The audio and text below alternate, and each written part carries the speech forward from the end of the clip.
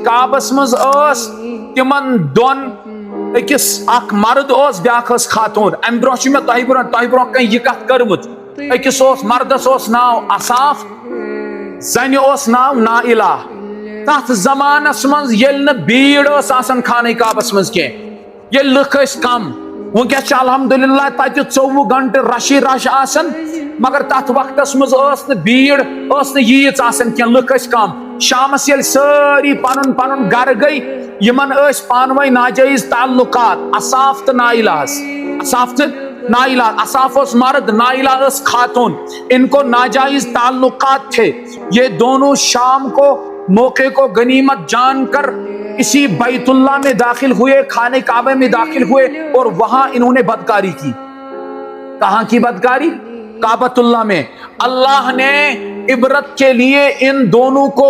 اسی بدکاری کی وجہ سے کعبے میں ہی پتھر بنا دیا کیا بنا دیا پتھر اور پتھر سیدھا دور سے دکھتا تھا وہ مرد کا مجسمہ ہے یہ عورت کا مجسمہ ہے وہ شکل مرد کی ہے وہ اصاف ہے یہ نائلہ ہے ویسے اللہ نے جب وہ پتھر کی صورت بنائی باضابطہ دور سے دکھتا تھا کن مزی باسن کن بنت باسن مرد کو شت زن کس کیونکہ انہوں نے اتنا بڑا گناہ کیا اور اس پاک اور مقدس جگہ کے اندر اس لیے اللہ نے عبرت کے لیے ان کو پتھر بنا دیا پہلے لوگوں نے کام کیا انہوں نے وہ تو جانتے تھے اس کام کو گندا وہ عبرت کی نظر سے دیکھتے تھے ان دونوں کو کہتے تھے یہ وہی ہے جنہوں نے اس پاک اور مقدس جگہ کے اندر ایسا گناہ کیا ایسی نافرمانی کی اللہ نے ان دونوں کو پتھر بنا دیا اللہ نے ان دونوں کو عذاب دے دیا لیکن بعد والے جب آئے بعد والی نسل جب آئی تو وہ لوگ ان کی پوجا پاٹ کرنے لگے جن کو اللہ نے پتھر بنا دیا تھا وہ ان کی بھی پوجا پاٹ کرنے لگے انہوں نے سوچا شاید یہ ہمارے بزرگ ہیں ورنہ وہ بزرگ نہیں تھے وہ گنہگار تھے اللہ نے ان کو عبرت کے لیے پتھر بنا دیا تھا اس گناہ کے نتیجے میں اللہ نے ان کو پتھر کی صورت کر دی تھی لیکن بعد والے جو لوگ آئے یہ آخ پیڑا گزرے نئی بیاک پیڑ آئی دوسری نسل آئی انہوں نے ان لوگ کو بھی سامنے کیا سجدے کرنے لگ گئے ان لوگوں کے سامنے بھی یعنی اصاف اور نائلہ کے سامنے وہ سمجھنے لگے یہ ہمارے بزرگ ہے تو میں نے عرض کیا جس دور کے اندر حضرت رسول اکرم صلی اللہ علیہ وسلم تشریف لائے اس دور کے اندر عقائد کے اعتبار سے بہت زیادہ خرابیاں پائی جاتی تھی بہت زیادہ معاشرے میں خرابی پائی جاتی تھی رسم و رواج کے اعتبار سے بھی اور اخلاقی اعتبار سے بھی ہر اعتبار سے وہ لوگ بہت زیادہ گرے ہوئے تھے تو پیارو اس زمانے کے اندر ایک ایسا ماحول تھا ایک ایسا لوگوں کا ذہن بن چکا تھا کہ اگر کوئی بندہ کسی کے گھر میں رشتہ ڈھونڈنے کے لیے جاتا رشتہ مانگنے کے لیے جاتا سب سے پہلے وہاں سوال ہوتا تھا کوڑ مول وانن ون سا چکتا قتل چھت کرمت ون سا چکتا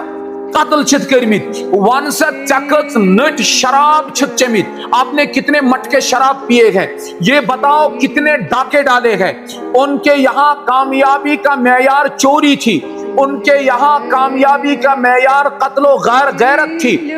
ان کے قتل و غارت تھی ان کے یہاں کامیابی کا معیار شراب خوری تھی لیکن جس بندے نے شراب اس زمانے میں نہ پی ہوتی جس نے ڈاکہ آشا تراون کے جس نے ژور آشا کرن کے جس نے قاتل آشا کے دبن ایسے اجی یہ کیا ہماری بیٹی کی حفاظت کرے گا یہ کون سا بہادر ہے یہ کون سا آدمی ہے یہ تو خود نہیں کھا پائے گا یہ کہاں سے لوٹ مار کر پائے گا یہ کہاں جائے گا اور کیا کھلائے گا ہماری بیٹی کو اس بیچارے کو رشتہ ہی نہیں ملتا تھا رشتہ اس شخص کو ملتا تھا جو سب سے زیادہ کیا کہتے ہیں قتل کرنے والا تھا جو سب سے زیادہ چوری کرنے والا تھا جو سب سے زیادہ شراب پینے والا تھا اس کو سمجھا جاتا تھا کہ یہ بڑا بہادر ہے اور کامیاب ہے اور کامیابی کا معیار انہی چیزوں کو سمجھا جاتا تھا اتنی خرابی تھی اس دور کے اندر جس دور کے اندر حضرت رسول اکرم صلی اللہ علیہ وسلم دنیا کے اندر تشریف لائے تو ایسے ماحول میں جہاں عقائد درست نہ ہو ایسے ماحول میں جہاں اخلاق خراب ہو اور خراب ہی خراب ہو، خرابی خراب ہو استمن آسن، اچھا ایسے ماحول میں جب کوئی آدمی کھڑا ہو جائے اور حق کا بول بولا فرمائے، ایک اللہ کے سامنے جھکنے کی دعوت دے، ایک اللہ کو ماننے کی دعوت دے، ایک اللہ کو خالق اور مالک ہونے کی اور سمجھنے کی دعوت دے، ایک اللہ کے سامنے سجدہ ٹیکنے کی دعوت دے، تو اس دور کے اندر محمد الرسول اللہ صلی اللہ علیہ وسلم کھڑے ہو گئے۔ جن لوگوں کو یہ کہا بھائی قتل و غارت کرنا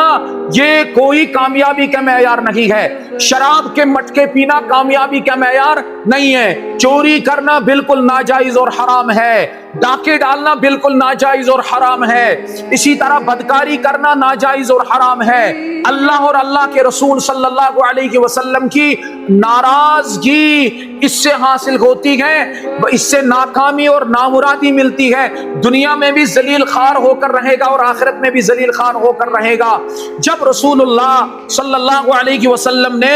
ایسے ماحول میں قدم رکھا تو سب کے سب مخالف ہو گئے۔ یہ بہت مشکل کام تھا، چاروں طرف نظام ایسا بنا ہوا ہے کہ چاروں طرف لوگوں کے عقائد خراب، چاروں طرف لوگوں کے اخلاق خراب، چاروں طرف لوگوں کا اٹھنا بیٹھنا خراب، چاروں طرف برائی برائی۔ ایسے ماحول میں کھڑا ہونا اور حق کی دعوت دینا یہ چھوٹی بات نہیں ہے۔